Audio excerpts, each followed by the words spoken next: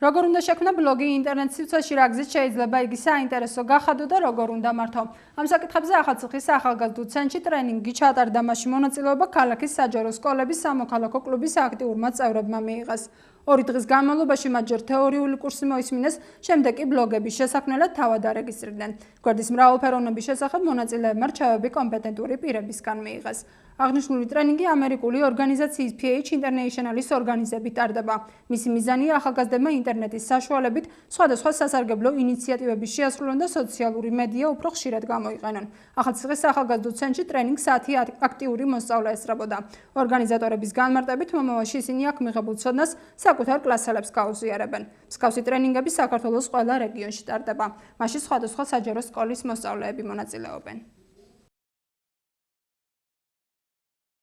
სკოლის მოსწავლეებმა ბევრი გაიგონ იმის შესახებ, თუ როგორ შეიძლება ახალი მედიის საშუალებები გამოიყენონ. ტრენინგის ფარგლებში ისინი სწავლობენ ბლოგების დარეგისტრირებას, ასევე ვასწავლით თქვათ, გარდა იმისა, რომ ამ ბლოგებს არეგისტრირებენ, ეს ბავშვები სწავლობენ, როგორ შეიძლება ბლოგი იყოს მიმზიდველი, როგორ უნდა მართონ თავიანთი ბლოგები.